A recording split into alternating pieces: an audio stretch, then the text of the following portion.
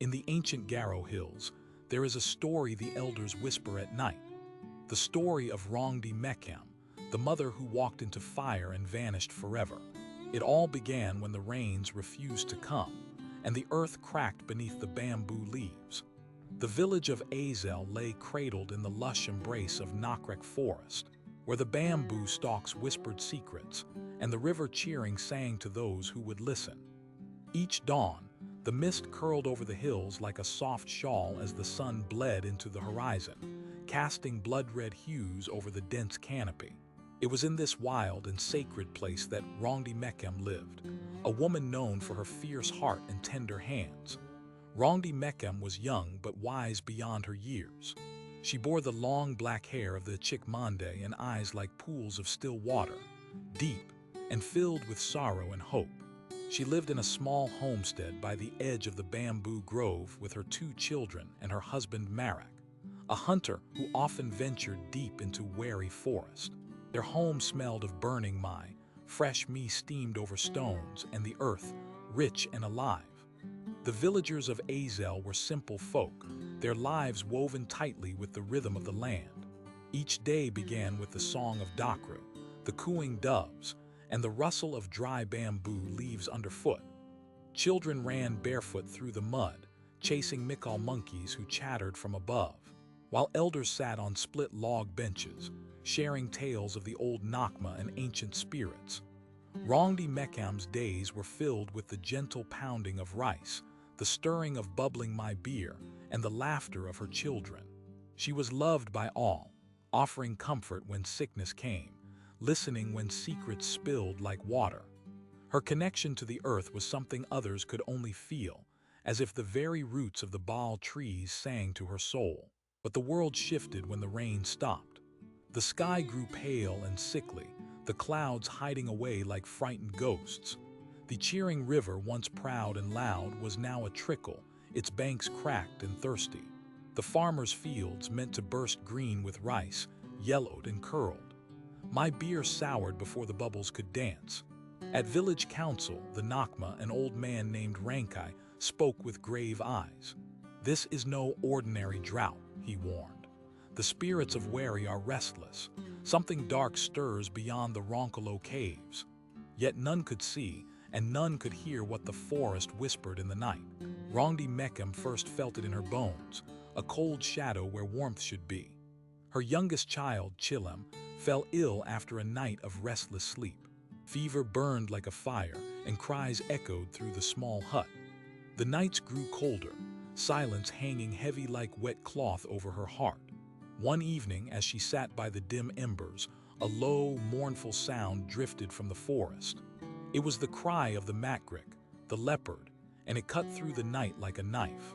Rongdi's husband, Marak, ventured toward the sound, spear in hand, but did not return. Days passed without word.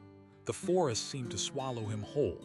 Rongdi's sorrow was a river breaking its banks. She wandered the edges of Wari, calling his name to the thick shadows where double hawks circled and snakes like Gichak slithered unseen. The villagers watched her with pity and fear. Some whispered of Memang, restless ghosts hungry for life. The rains grew more stubborn, the drought deeper, and the children's laughter faded.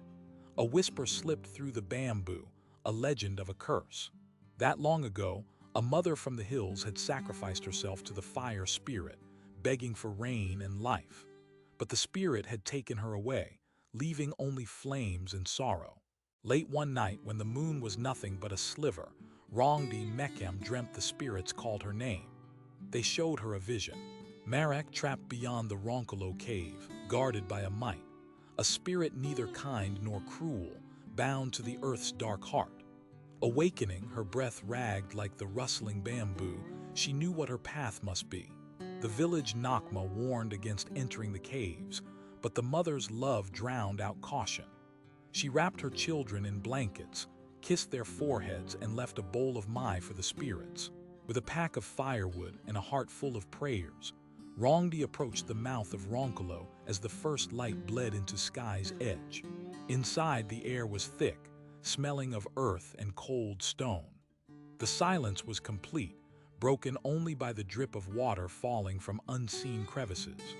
Deep within, she saw Marak chained, eyes sunken, lips dry. Standing between them was the Mite, a shimmering form cloaked in smoke and flame, its voice like crackling wood. "You seek to save the living with fire that consumes," it hissed. "To free him, one must become fire's embrace." Rongdi's breath caught, tears spilled like the first rain of the season. Her hands trembled as she stepped forward. "I am the mother who must walk into flame," she whispered, voice like wind through bamboo. "For love, I offer my soul." With a wave of its hand, the Mite summoned a blaze that danced like angry snakes along the cave floor. Without fear, Rongdi stepped into the fire. Heat wrapped her like a cocoon, but her spirit was stronger than flame. As the blaze enveloped her, she felt Marak's chains shatter and the cave fill with light. Outside, the villagers saw a pillar of fire rise, touching the sky before fading to embers. The clouds bloomed heavy and full, and at last, rain fell, soft at first, then wild and generous, soaking the cracked earth, the bamboo leaves, and the thirsty, cheering river. When dawn broke, the villagers found Rongdi's children asleep by the hut, safe and warm. Marak returned days later, weakened but alive, telling of the fire and the mother who had become spirit to save them all. To this day, when the wind rustles through the bamboo and the rain drums a steady rhythm, the people of Azel remember Rongdi Mekam, the mother who walked into fire not